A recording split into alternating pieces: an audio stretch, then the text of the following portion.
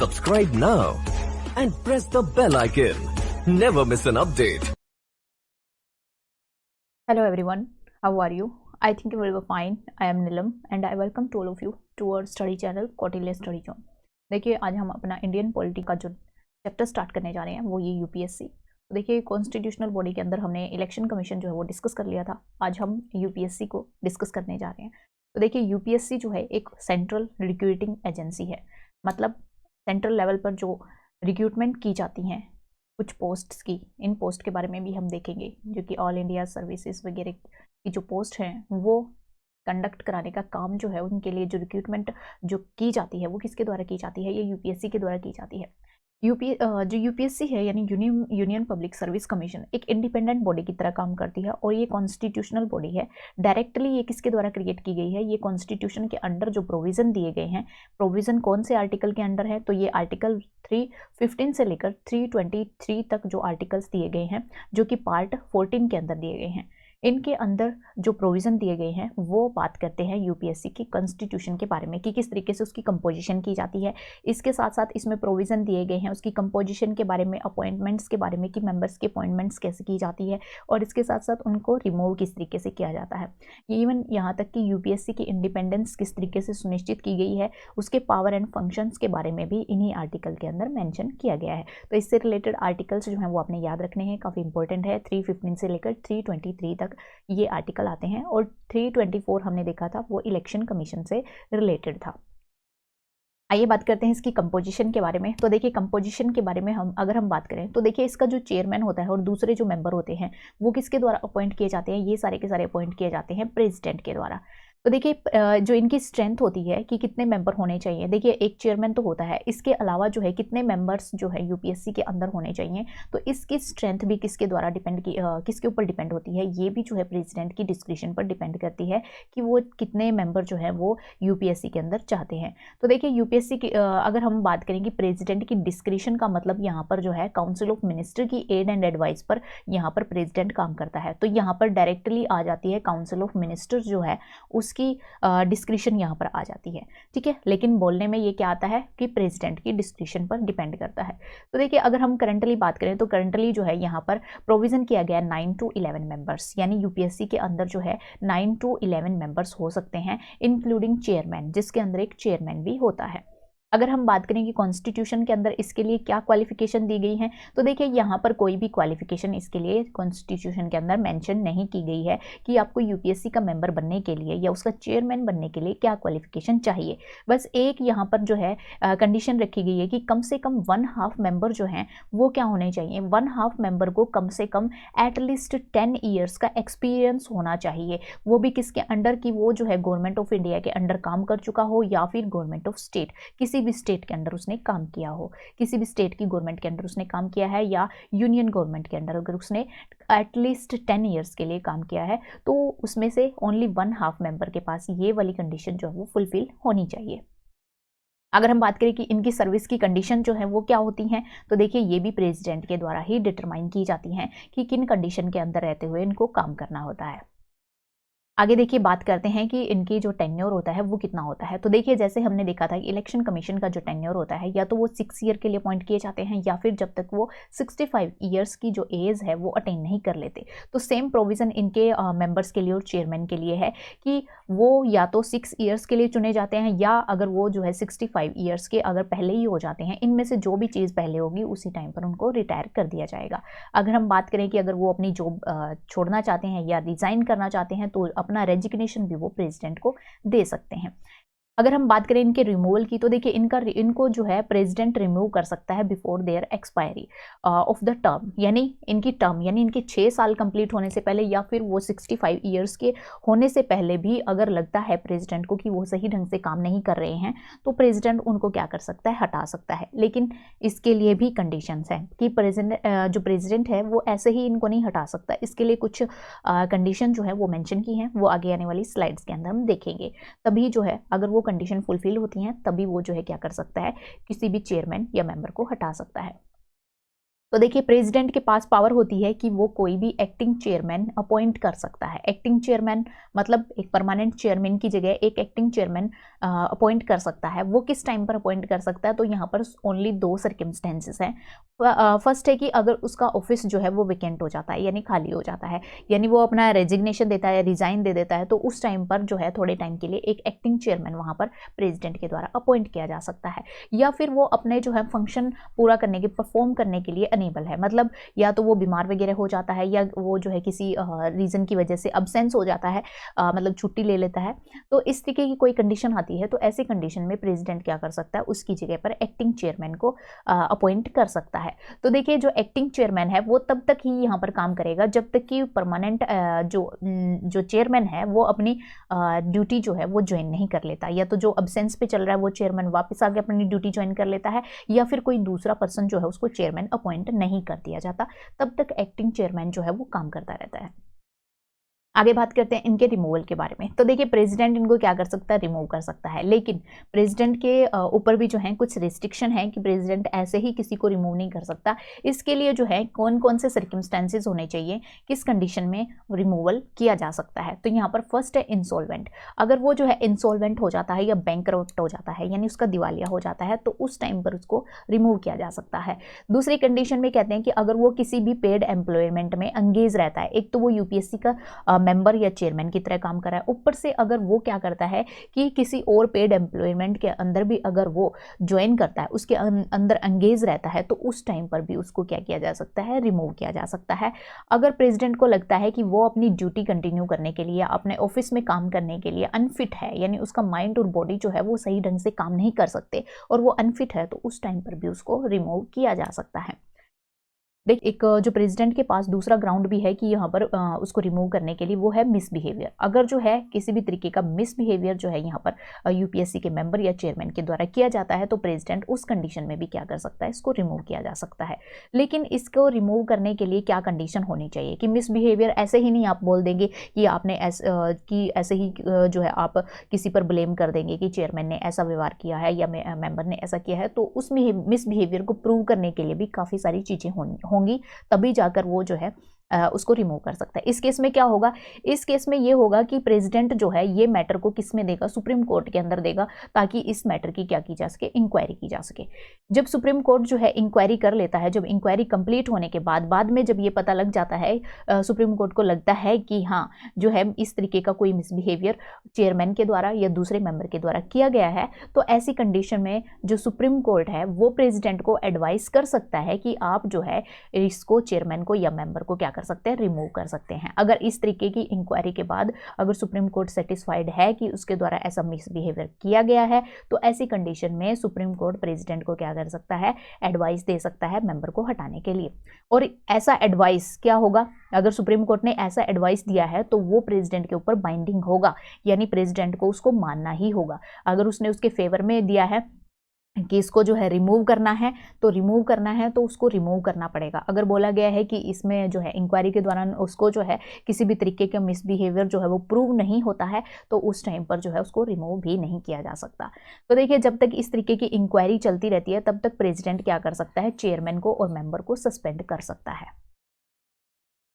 तो देखिए मिसबिहेवियर की क्या डेफिनेशन है, यानी मिसबिहेवियर ऐसे ही हम किसी भी चीज़ को मिसबिहेवियर नहीं बोल देंगे। तो देखिए मिसबिहेवियर की अगर हम बात करें कॉन्स्टिट्यूशन के अंदर क्या कहा गया है मिसबिहेवियर के बारे में, तो देखिए मिसबिहेवियर के बारे में कहा गया है, अगर यूपीएससी का मेंबर या फिर चेयरमैन क्या करता है, गवर्नमेंट के साथ, यानी जो गवर्नमेंट है, गवर्नमेंट ऑफ इंडिया है, उसके साथ किसी भी तरीके का कॉन्ट्रैक्ट करता है या एग्रीमेंट करता है, मतलब गवर्नमेंट के साथ किसी भी कॉन्ट्रैक्ट में या एग्रीमेंट में अगर इन्वॉल्व हो जाता है, तो वो क्या कहलाता है, एक तरीके का मिसबिहेवियर कहलाता है। इसके साथ साथ अगर वो किसी भी प्रॉफिट के अंदर पार्टिसिपेट करता है, यानी गवर्नमेंट के साथ फिर से जो है किसी भी तरीके का जो एग्रीमेंट या कॉन्ट्रैक्ट ऐसा करता है जिसके अंदर जो भी प्रॉफिट हो रहा है और उस प्रॉफिट के अंदर भी वो हिस्सा लेता है, तो वो भी क्या कहलाता है, वो भी उसका मिसबिहेवियर कहलाएगा। तो ये दो कंडीशन जो है मिसबिहेवियर की दी गई हैं, जो कि मिसबिहेवियर को यहाँ पर डिफाइन करती हैं। आगे देखिए कॉन्स्टिट्यूशन के अंदर ऐसे कौन से प्रोविजन हैं जिसके द्वारा ये सुनिश्चित किया जाता है कि यूपीएससी के जो मेंबर हैं और जो चेयरमैन हैं उनकी इंडिपेंडेंस को सुनिश्चित किया जा सके, ताकि यूपीएससी के मेंबर जो है किसी से भी इन्फ्लुएंस हुए बिना अपना काम जो है वो सही से कर सकें। तो इसके लिए जो है कुछ प्रोविजन हमारे कॉन्स्टिट्यूशन के अंदर किए गए हैं। तो देखिए सबसे पहले हम बात करते हैं कि जो चेयरमैन है और जो मेंबर है उसको प्रेसिडेंट के द्वारा ही हटाया जा सकता है, लेकिन किस आधार पर, जो कि ग्राउंड्स कॉन्स्टिट्यूशन के अंदर मेंशन किए गए हैं। कोई अदर ग्राउंड्स के ऊपर नहीं हटाया जा सकता, कोई दूसरा ग्राउंड जो है वो यहाँ पर यूज नहीं किया जा सकता उसको हटाने के लिए। जो कॉन्स्टिट्यूशन के अंदर मेंशन है कि अगर वो बैंकरप्ट हो चुका है, इंसॉल्वेंट हो चुका है, या फिर वो अनफिट है, और इसके साथ साथ अगर उसने किसी तरीके का मिसबिहेवियर किया है, तो सिर्फ यही ग्राउंड्स जो हैं उसको हटाने के लिए बन सकते हैं। या फिर उसने कोई ऑफिस ऑफ प्रॉफिट जो है वो हेल्ड किया हुआ है, तो यही ग्राउंड बन सकते हैं। अदरवाइज और किसी ग्राउंड पर जो है उसको रिमूव नहीं किया जा सकता। और आपने देखा कि उसको रिमूव करने का जो प्रोसेस है वो भी थोड़ा कम्बरसम है कि पहले जो प्रेसिडेंट है वो सुप्रीम कोर्ट को इस मैटर को जो है इंक्वायरी के लिए देगा, और जैसे ही सुप्रीम कोर्ट के जजेस जो हैं वो उस इंक्वायरी के अंदर जाते हैं और उसको पता लगता है कि सेटिस्फाई कर रहा है ये मिसबिहेवियर की कंडीशन को, तो उसी आधार पर जो है सुप्रीम कोर्ट के द्वारा जो दिया गया एडवाइस है वही प्रेसिडेंट के ऊपर बाइंडिंग होगा। तो आप देख सकते हैं कि थोड़ा सा डिफिकल्ट प्रोसेस है, इतनी आसानी से नहीं हटाया जा सकता।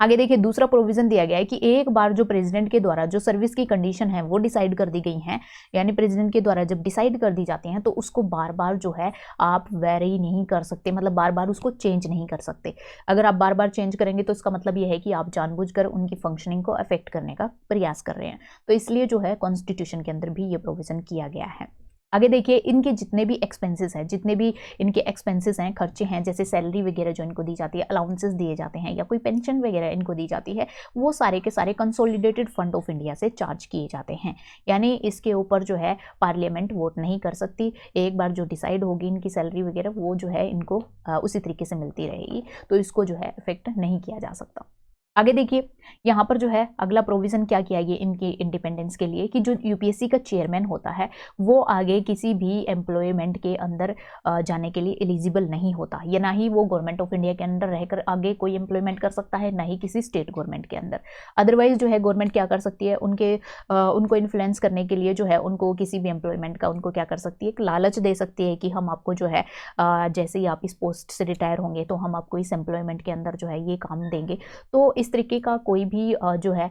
लालच जो है वो गवर्नमेंट की तरफ से न दिया जा सके, और जो चेयरमैन है वो इंडिपेंडेंटली काम कर सके, इसके लिए ये प्रोविजन किया गया है। आगे देखिए जो मेंबर्स होते हैं यूपीएससी के, ये तो हमने चेयरमैन की बात की, तो यूपीएससी के जो दूसरे मेंबर्स हैं उनके बारे में बात करें तो ये जो मेंबर हैं वो सिर्फ एलिजिबल होते हैं किसके लिए, कि या तो वो जो है मेंबर से चेयरमैन बन सके, किसके, या तो यूपीएससी के बन सके, या फिर जो स्टेट पीसीएस होते हैं यानी पब्लिक सर्विस कमीशन होते हैं, या तो उनके चेयरमैन बन सके। मतलब मेंबर ओनली चेयरमैन बनने के लिए एलिजिबल होते हैं, लेकिन दूसरा कोई भी एम्प्लॉयमेंट ये भी नहीं कर सकते गवर्नमेंट ऑफ इंडिया के अंडर और स्टेट के अंडर। ठीक है, जो स्टेट गवर्नमेंट होती है या यूनियन गवर्नमेंट होती है उनके अंडर कोई भी किसी भी तरीके का फर्दर एम्प्लॉयमेंट ये नहीं कर सकते।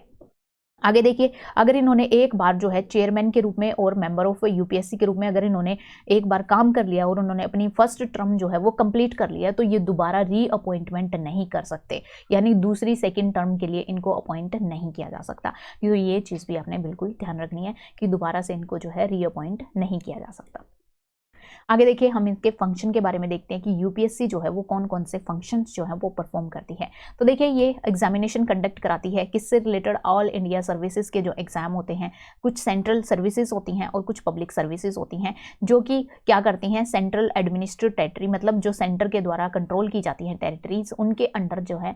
काम करती हैं ये जो सर्विसेज होती हैं। ऑल इंडिया सर्विस जो सेंट्रल सर्विस होती हैं, कुछ एक पब्लिक सर्विसेज हैं, वो इनसे रिलेटेड जो एग्जाम है वो किसके द्वारा कंडक्ट कराए जाते हैं, वो यूपीएससी के द्वारा कंडक्ट कराए जाते हैं। इसके साथ साथ ये कुछ स्टेट्स को हेल्प कर सकती है, अगर स्टेट जो हैं 2 या 2 से अधिक जो स्टेट्स हैं, अगर वो जो है यूपीएससी से रिक्वेस्ट करें कि वो उनके लिए कोई भी जॉइंट रिक्रूटमेंट जो है वो कर सकती है, कि स्टेट के अंदर जो है मान लिया किसी वैकेंसी के लिए हमने जो है रिक्रूटमेंट करानी है, तो 1 या 2 स्टेट्स जो हैं वो आपस में 2 या 2 से अधिक ज़्यादा स्टेट्स जो हैं वो यूपीएससी को बोल सकते हैं कि आप हमारे लिए जो है इस तरीके से जो है कोई रिक्रूटमेंट करा सकते हैं, तो वहाँ पर यूपीएससी उनकी रिक्वेस्ट पर भी स्टेट की सहायता कर सकती है। इसके अलावा अगर स्टेट गवर्नर स्टेट गवर्नर जो है वो रिक्वेस्ट करता है यूपीएससी से with the approval of president, president की अप्रूवल लेकर, और जो स्टेट के गवर्नर हैं अगर वो जो है यूपीएससी की किसी भी मैटर में हेल्प लेना चाहते हैं तो वो भी जो है यहाँ पर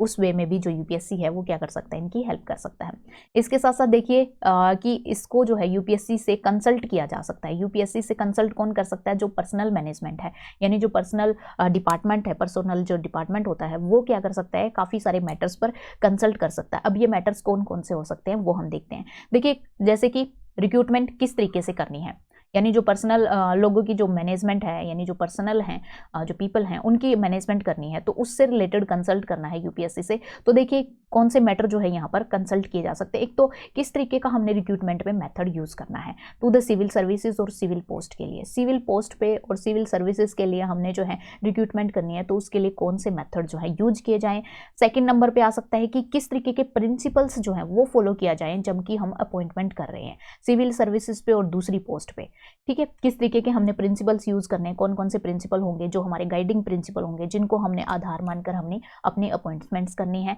इसके साथ साथ हमने अपनी प्रमोशंस कैसे करनी है और ट्रांसफर कैसे करना है from one service to another, ठीक है। किस तरीके से हमने जो है प्रमोट करना है, सिविल सर्वेंट्स को प्रमोट करना है और किस तरीके से हमने जो है उनकी ट्रांसफ़र करनी है। तो इससे रिलेटेड जो प्रिंसिपल्स हैं जो फॉलो किए जाते हैं उनके बारे में भी कंसल्ट किया जा सकता है यूपीएससी से। आगे देखिए सुटेबिलिटी ऑफ कैंडिडेट, कैंडिडेट की सुटेबिलिटी चेक की जा सकती है कि किसी सर्विस के लिए वो एलिजिबल है कि नहीं है, और अगर एलिजिबल है उसकी क्या क्या कंडीशन होंगी, ठीक है। उसको सुटेबल बनाने के लिए उसके पास कौन कौन सी जो क्वालिफिकेशन है या कैपेबिलिटीज़ हैं वो होनी, कौन सी कैपेबिलिटीज़ उनके पास होनी चाहिए। तो ये भी मैटर्स जो हैं वो यूपीएससी से कंसल्ट किए जा सकते हैं। उनकी अपॉइंटमेंट कैसे की जाएगी, बाय ट्रांसफर्स की जाएगी या डेपुटेशन करके की जाएगी या कोई दूसरा मेथड जो है वो यूज किया जाएगा। तो ये भी जो है यूपीएससी के साथ कंसल्ट किया जा सकता है।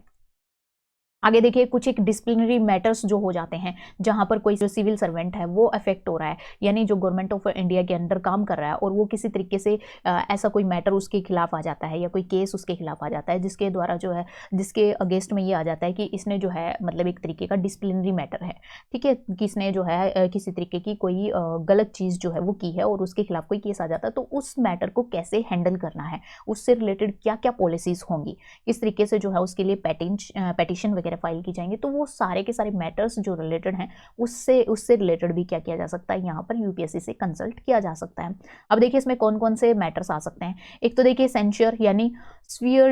डिसअप्रूवल, अगर पूरा का पूरा जो है मैटर को पूरा का पूरा डिसअप्रूवल करना है तो उस केस में क्या करना होगा, with standing of increment, with holding of increment, अगर हमने जो है इनकी इंक्रीमेंट को रोकना है, कोई भी पर्सन है जिसके खिलाफ कोई ऐसा मैटर आया है तो उसकी इंक्रीमेंट को हमने रोकना है, तो वो क्या होगा, with holding of the promotion, अगर हमने उसकी प्रमोशन को विद होल्ड करना है, उसको प्रमोट नहीं होने देना है, तो उस केस में क्या होगा, recovery of the pecuniary losses, अगर कोई लॉस हो चुके हैं उसकी रिकवरी कैसे की जाएगी, रिडक्शन ऑफ लोअर सर्विस और रैंक्स, यानी कि डिमोशन करना है हमने, अगर वो प्रमोशन के लायक नहीं है तो उसको हम जो है काम अच्छे से नहीं कर रहा या उसके खिलाफ कोई ऐसा मैटर आया तो उसको डिमोट भी किया जा सकता है, डिमोशन दी जा सकती है, कंपल्सरी रिटायरमेंट भी उसको दी जा सकती है, इसके साथ साथ उसको जो है सर्विस से रिमूव भी किया जा सकता है, रिमूवल किया जा सकता है या फिर सर्विस से डिसमिस किया जा सकता है। इस तरीके के मैटर्स जो हैं इसमें क्या क्या जो है प्रोविज़न हो सकते हैं, क्या क्या पॉलिसीज़ जो हैं अपनाई जाएंगी, ये मैटर्स भी क्या किए जा सकते हैं, यूपीएससी से कंसल्ट किए जा सकते हैं। आगे देखिए अगर कोई भी सिविल सर्वेंट है उसके खिलाफ जो है किसी भी तरीके की कोई लीगल प्रोसीडिंग्स अगर चल रही होती है, यानी ऐसा कोई डिसिप्लिनरी मैटर क्रिएट होता है और उसके खिलाफ कोई कोर्ट वगैरह में केस चल रहा है, उस टाइम पर उसको जो है काफ़ी सारे एक्सपेंसेस अगर बियर करने पड़ जाएं तो वो सारे के सारे जो मतलब जब वो अपना ऑफिस की ड्यूटी मतलब एक तरीके से ऑफिशियल ड्यूटी जब वो कर रहा है तो उस टाइम पर ऐसे काफ़ी सारे मैटर्स जो हैं वो हो जाते हैं कि उनके खिलाफ जो है किसी तरीके का करप्शन वगैरह का केस लग जाता है, जो कि मतलब एक झूठा केस भी हो सकता है, एक गलत केस में उसको फंसाया जा सकता है। उस टाइम पर उसको काफ़ी सारे लीगल एक्सपेंसेस जो हैं वो यहाँ पर बियर करने पड़ते हैं। तो उस केस में क्या करना होगा कि इन क्लेम्स को किस तरीके से जो है वो हैंडल किया जाएगा, किस तरीके से जो है इनकी रीइंबर्समेंट की जाएगी, ठीक है, ये सब भी मैटर डिस्कस किया जा सकता है। आगे देखिए कि कोई सिविल सर्वेंट है अगर उसके साथ किसी तरीके की कोई इंजरी हो जाती है जबकि वो गवर्नमेंट ऑफ इंडिया के लिए किसी स्टेट के अंडर अगर वो काम कर रहा है, तो गवर्नमेंट ऑफ इंडिया के अंडर रहकर अगर वो काम कर रहा है उस टाइम पर उसको कोई भी इंजरी हो जाती है तो उस टाइम पर उसको पेंशन किस तरीके से दी जाए, या उसको जो भी कोई भी क्लेम जो है अगर देना है तो उसके लिए क्या पॉलिसीज रहेंगी, ये मैटर भी डिस्कस किया जा सकता है। आगे देखिए, मैटर ऑफ टेम्परेरी अपॉइंटमेंट अगर हमने करनी है for the period of exceeding 1 year, 1 year से यानी 1 साल से ज़्यादा के लिए अगर हमने किसी भी व्यक्ति की टेम्परेरी अपॉइंटमेंट करनी है, हमें लगता है कि यहाँ पर जो है कुछ एक कोई टाइम पर हम मान लिया 2-3 जो मेंबर हैं यूपीएससी के, वो क्या करते हैं कि अपना जो है रेजिग्नेशन दे जाते हैं। तो उस टाइम पर थोड़े टाइम के लिए अगर हमने 1 ईयर से ज़्यादा के लिए किसी पर्सन को, किसी सिविल सर्वेंट को टेम्पररी अपॉइंटमेंट देनी है, तो उस मैटर को भी हम क्या करेंगे, उसको भी यूपीएससी से डिस्कस किया जा सकता है।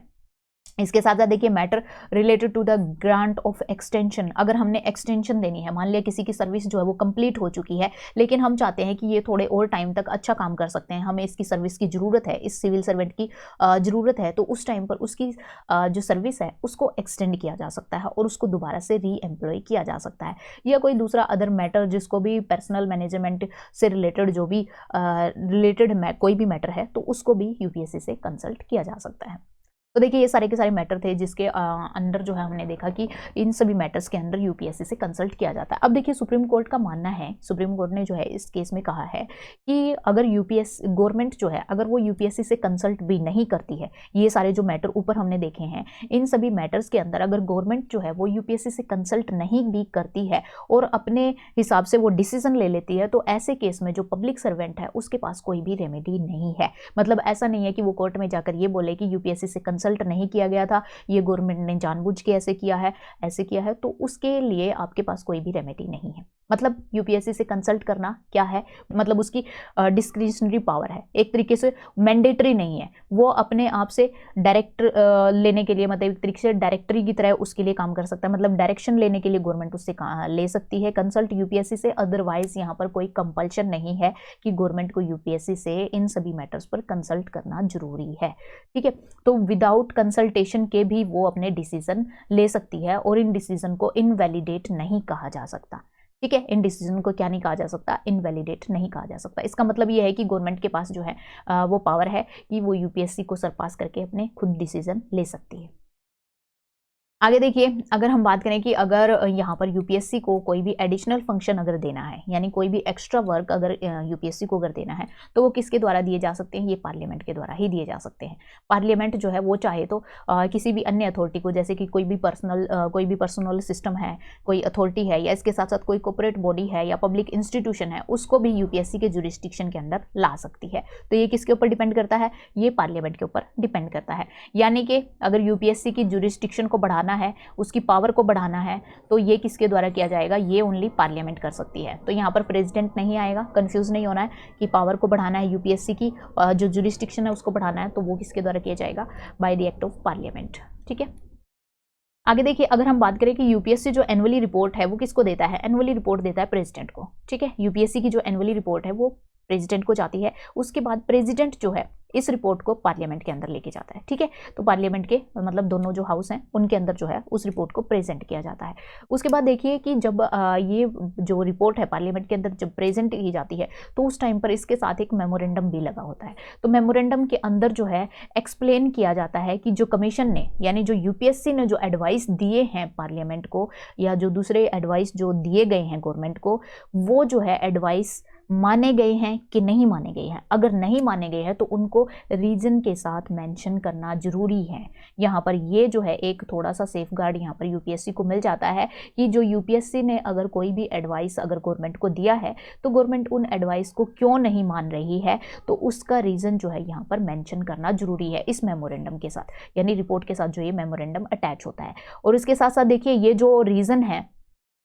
जो रीज़न दिए गए हैं नॉन एक्सेप्टेंस के, ये भी अप्रूव किए जाने चाहिए किसके द्वारा, appointment committee of union cabinet. Union cabinet की जो अपॉइंटमेंट कमेटी होती है उसके द्वारा ये जो है नॉन एक्सेप्टेंस के जो रीज़न दिए गए हैं वो सारे के सारे अप्रूव होने चाहिए, ठीक है, उसके द्वारा अप्रूव होने चाहिए। इसका मतलब ये है कि कोई भी इंडिविजुअल मिनिस्ट्री और जो डिपार्टमेंट है उसके पास पावर नहीं होती कि यूपीएससी के एडवाइस को रिजेक्ट कर सके, ठीक है। यानी कोई भी पर्टिकुलर डिपार्टमेंट और या कोई भी मिनिस्ट्री जो है ये अपने आप से या अपनी मर्जी से यूपीएससी के एडवाइस को रिजेक्ट नहीं कर सकती। यहाँ पर क्या होगा, यहाँ पर जो है एक मेमोरेंडम लगेगा जिसके अंदर जो है आपको एक्सप्लेन करना होगा कि आपने जो है एडवाइस क्यों नहीं माने हैं, ठीक है, और इन एडवाइस को किसके द्वारा अप्रूव, इन ये जो भी नॉन एक्सेप्टेंस है की गई है, मतलब नहीं माने गए हैं जो, उसको रीजन समेत किसके द्वारा अप्रूव किया जाएगा, ये appointment committee of union cabinet के द्वारा इसको क्या किया जाएगा, अप्रूव किया जाएगा, ठीक है। आगे देखिए लिमिटेशंस क्या हैं, यानी यूपीएससी जो है यूनियन पब्लिक सर्विस कमीशन है, उसके अंदर क्या खामियां हैं, क्या मतलब आपको कमी लगती है कि यूपीएससी के पास जो चीज़ें होनी चाहिए और वो नहीं हैं, तो ऐसी कमियों के बारे में हम देखेंगे। तो देखिए काफ़ी सारी जो मैटर्स हैं वो इसकी जुरिस्डिक्शन से बाहर हैं, ठीक है, यूपीएससी की जुरिस्डिक्शन से बाहर हैं। कई मैटर्स पर यूपीएससी से कंसल्ट नहीं किया जाता। तो ये कौन कौन से मैटर हैं जिनके ऊपर यूपीएससी से कंसल्ट नहीं किया जाता? तो देखिए एक तो होता है रिजर्वेशन, जो रिजर्वेशन दी जाती है बैकवर्ड जो क्लासेस हैं, ठीक है, बैकवर्ड क्लासेस को अपॉइंटमेंट के अंदर जो रिजर्वेशन देनी है, तो ये यूपीएससी से रिलेटेड नहीं है, यानी इसको जो है यूपीएससी की जुरिस्डिक्शन से बाहर रखा गया है। यानी यूपीएससी डिसाइड नहीं करता कि कितने जो सिटीजन हैं किनको जो है बैकवर्ड क्लासेस के अंडर जो रिजर्वेशन दी गई है वो कितनों को देनी है कितनों को नहीं, ये किससे बाहर है, ये जो है यूपीएससी की जुरिस्डिक्शन से बाहर है। इसके साथ साथ अगर कोई भी एससी या एसटी कम्युनिटी, जो शेड्यूल कास्ट और शेड्यूल ट्राइब्स हैं, इनके द्वारा कोई भी अपॉइंटमेंट के अंदर अगर कोई भी क्लेम किया जाता है तो वो भी यूपीएससी की जुरिस्डिक्शन से बाहर है, यानी यूपीएससी का इसके अंदर कोई भी रोल नहीं है, ठीक है। ये सारा का सारा किसके अंदर आता है, ये सारा का सारा गवर्नमेंट का जो डिपार्टमेंट है, पर्सनल डिपार्टमेंट, उसके द्वारा डिसाइड होता है। यहाँ पर यूपीएससी का कोई भी यहाँ पर इंटरफेयर नहीं है। आगे देखिए कोई भी दूसरे जो भी कमीशंस हैं और ट्रिब्यूनल हैं, अगर उनके चेयरमैन की बात करी जाए तो उनके चेयरमैन की जो सिलेक्शन होती है उसके अंदर भी यूपीएससी का कोई रोल नहीं है। इसके साथ साथ जो हाईएस्ट डिप्लोमेटिक नेचर की जो पोस्ट होती हैं उनके ऊपर भी यूपीएससी का कोई कंट्रोल नहीं है। और ग्रुप सी और ग्रुप डी की जो सर्विसेज होती हैं उनके अंदर अपॉइंटमेंट करनी है तो उनके ऊपर भी यूपीएससी का कोई भी रोल नहीं है। यानी कि जो भी दूसरे कमीशंस हैं हमारे, ठीक है, उनके अंदर अगर हमने अपॉइंटमेंट करनी है तो उसके ऊपर यूपीएससी का कोई कंट्रोल नहीं है। अगर हमने कोई भी डिप्लोमेटिक नेचर की, कितने भी जो हमारे एम्बेसडर वगैरह नियुक्त किए जाते हैं तो उनके ऊपर भी यूपीएससी का कोई भी कंट्रोल नहीं है, ठीक है, डिप्लोमेटिक जो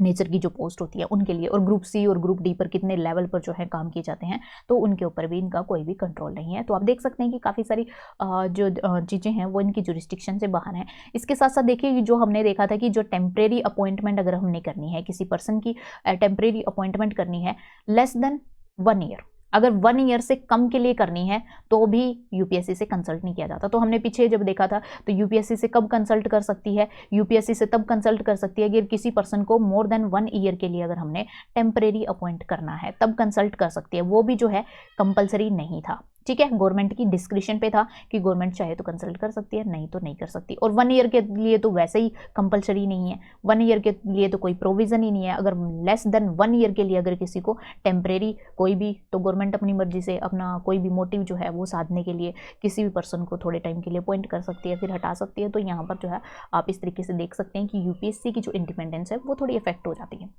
आगे देखिए प्रेसिडेंट के पास पावर है कि वो क्या कर सकते हैं, एक्सक्लूड कर सकते हैं किसी भी पोस्ट को, सर्विस को और मैटर को। किसके प्रीव्यू से बाहर कर सकते हैं, यूपीएससी के। मतलब किसी भी पोस्ट को जो है आईएएस वाली जो पोस्ट है या ऑल इंडिया सर्विस वाली जो पोस्ट है या दूसरी कोई भी पोस्ट लगा लीजिए, हालांकि इसके लिए जो है काफ़ी जो राज्यसभा वगैरह जो भी स्टेट लेजिस्लेचर से चुनकर जो आते हैं मेंबर्स, उनकी भी परमिशन की जरूरत है, इतनी आसानी से नहीं कर सकते। लेकिन फिर भी प्रेसिडेंट चाहे तो यहाँ पर काफ़ी सारी जो पोस्ट हैं, दूसरी पोस्ट और सर्विस और मैटर हैं, वो यूपीएससी की जुरिस्डिक्शन से, उसके प्रीव्यू से बाहर कर सकते हैं। लेकिन यहाँ पर एक कंडीशन हो जाती है कि अगर प्रेसिडेंट इस तरीके की कोई भी रूल बनाता है, किससे रिलेटेड, ऑल इंडिया सर्विस से रिलेटेड, यानी जैसे अभी मैंने बोला कि आईएएस आईपीएस और जो आईआरएस जो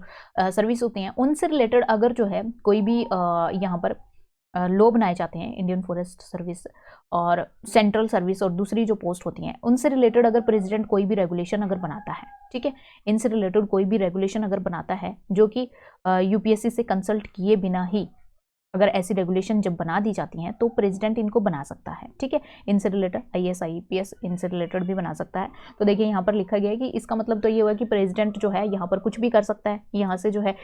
इनकी पावर जो है यूपीएससी की पावर बिल्कुल खत्म कर सकता है, तो ऐसा नहीं है। तो यहाँ पर एक जो है कंडीशन भी रखी गई है कि जो ये रेगुलेशन जब बनाई जाएंगी, अगर प्रेसिडेंट ने मान लिया ये जो है प्रेसिडेंट का मतलब काउंसिल ऑफ मिनिस्टर की डिस्क्रिप्शन पर, ठीक है, वो चाहे तो अपना जिस भी तरीके से यूज़ कर सकती हैं। तो इसका मतलब ये हुआ कि जो है यहाँ पर इसकी यूपीएससी की पावर को खत्म भी किया जा सकता है? तो ऐसा नहीं होगा। ऐसा इसलिए नहीं होगा क्योंकि यहाँ पर एक कंडीशन दी गई है कि अगर इस तरीके की कोई भी रेगुलेशन अगर बनाई जाती है तो इस रेगुलेशन को क्या करना होगा, कम से कम जो है 14 डेज के अंदर अंदर उसको क्या करना होगा, पार्लियामेंट के अंदर प्रेजेंट करना होगा। ठीक है, 14 डेज के अंदर अंदर उसको क्या करना होगा, पार्लियामेंट के सामने उसको रखना होगा। और पार्लियामेंट चाहे तो ऐसी अमेंड को क्या कर सकती है, अप्रूव कर सकती है, उनको रिपील कर सकती है, हटा भी सकती है। ठीक है, तो ऐसी रेगुलेशन को रिमूव करने की पावर किसके पास होती है, पार्लियामेंट, हाउस ऑफ पार्लियामेंट। तो देखिए, तो यहाँ पर राज्यसभा भी पिक्चर में आ जाती है और लोकसभा भी। तो इतनी आसानी से जो है हम यहाँ पर किसी भी तरीके से यूपीएससी की पावर को कम नहीं कर सकते। ठीक है,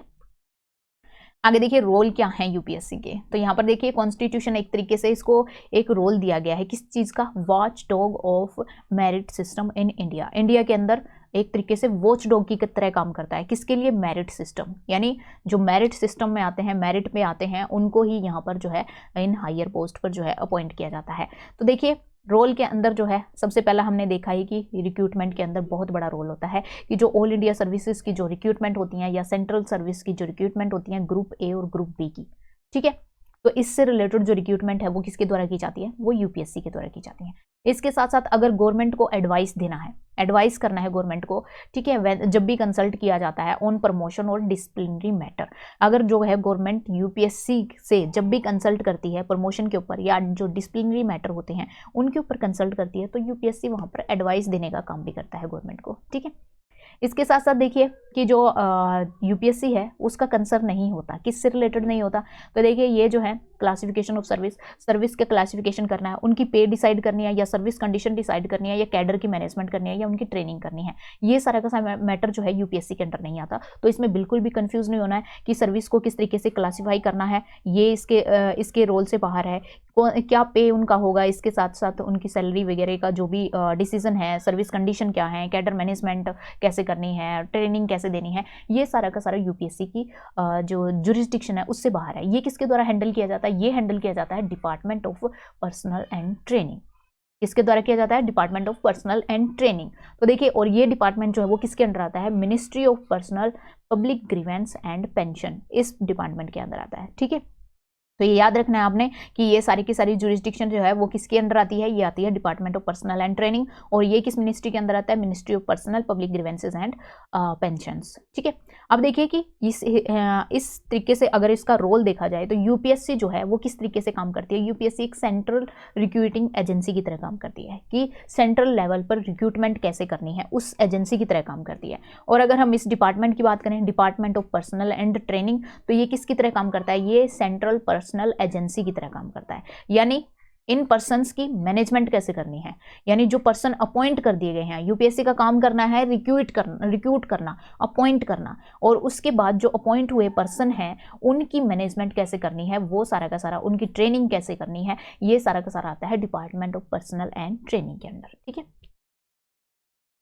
आगे देखिए कि जो यूपीएससी के द्वारा जो भी रिकमेंडेशन दी जाती है तो ये हमने देख लिया कि वो मैंडेटरी नहीं होती हैं, ये एडवाइजरी होती हैं। गवर्नमेंट चाहे तो इनको मान सकती है और चाहे तो इनको रिजेक्ट भी कर सकती है। ठीक है, अगर चाहे तो इसको एक्सेप्ट कर सकती है, रिजेक्ट कर सकती है। यहाँ पर ओनली एक सेफ गार्ड जो है यूपीएससी को दिया गया है कि गवर्नमेंट की आंसरेबिलिटी होती है जब उसको मेमोरेंडम ऑफ एसोसिएशन के अंदर ये मेंशन करना होता है कि आप जो है यूपीएससी के द्वारा जो एडवाइस दिए गए हैं उनको मान क्यों नहीं रहे हो, वहाँ पर जो है आपको रीज़न देना पड़ता है। सिर्फ यही सेफ गार्ड मिलता है, अदरवाइज यहाँ पर इस तरीके का कोई सेफगार्ड जो है वो यूपीएससी के पास नहीं है। तो इस तरीके से आप देख सकते हैं कि गवर्नमेंट जो है वो रेगुलेट कर सकती है यूपीएससी की फंक्शनिंग को। ठीक है, एडवाइजरी जो भी फंक्शनिंग है उसको रेगुलेट कर सकती है गवर्नमेंट, चाहे तो उसके एडवाइस को मान सकती है और चाहे तो नहीं भी मान सकती है। ठीक है,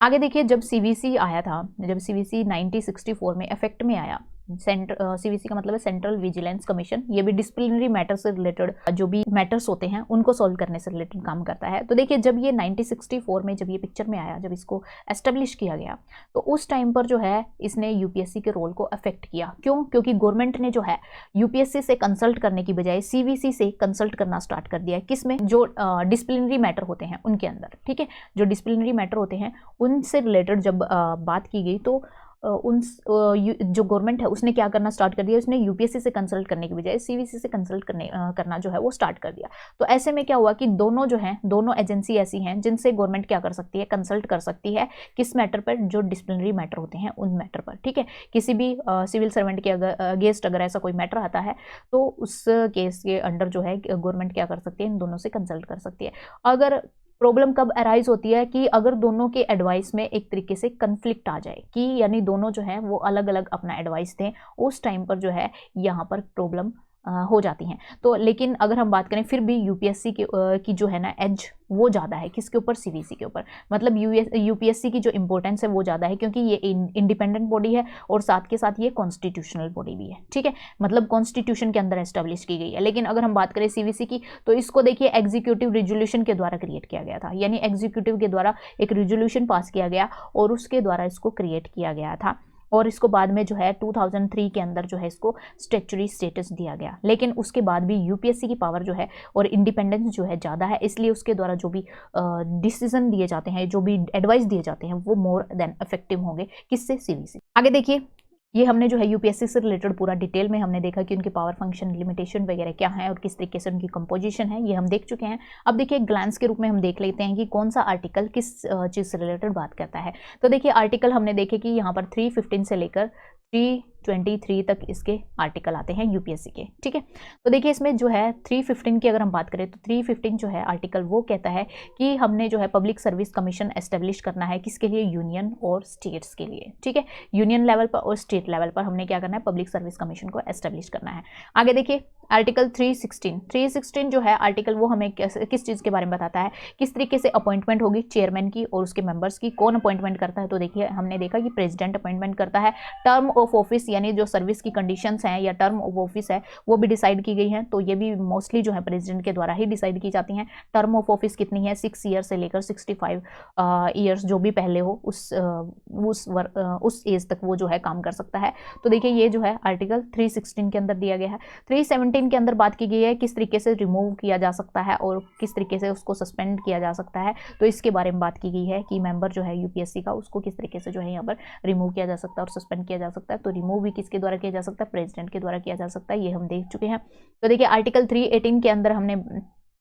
देखा है कि किस तरीके से पावर टू मेक रेगुलेशन, किस तरीके से रेगुलेट किया जाएगा conditions of the service of member, ठीक है, कि किस सर्विस या कंडीशन के अंदर रहते हुए जो मेंबर हैं और जो स्टाफ है कमीशन का वो काम करेगा। तो ये भी हमने देखा, ये भी कंडीशन जो है किसके द्वारा डिसाइड की गई थी, ये भी जो है मेनली प्रेसिडेंट के द्वारा डिसाइड की जाती है। लेकिन एक बार डिसाइड हो जाए उसके बाद उसको चेंज भी नहीं किया जा सकता। तो ये सारी की सारी जो है किसके अंडर आती हैं, आर्टिकल 318 के अंदर आती हैं। उसके बाद देखिए आर्टिकल 319 के अंदर आता है कि प्रोहिबिट करना है किसी भी ऑफिस को हेल्ड करने से, ठीक है। किसी भी ऑफिस को हेल्ड करने से क्या करना है, उनको रोकना है। यानी जब वो मेंबर के रूप में काम कर रहे हैं तभी उसको कोई दूसरा ऑफिस जो है वो हेल्ड ना कर रहे हो। इसके साथ साथ जब वो रिटायर हो जाते हैं, जब अपना ऑफिस छोड़ देते हैं, तो उसके बाद भी जो है दोबारा वो किसी ऑफिस को ज्वाइन नहीं कर सकते या गवर्नमेंट ऑफ इंडिया के अंदर जो है या स्टेट के अंदर काम नहीं कर सकते, एम्प्लॉयमेंट के अंदर काम नहीं कर सकते। तो ये आर्टिकल 319 के अंदर है। आगे देखिए 320 के अंदर बात की गई है फंक्शंस क्या है यूपीएससी के। तो हमने देख लिया कि गवर्नमेंट को कंसल्ट करना है,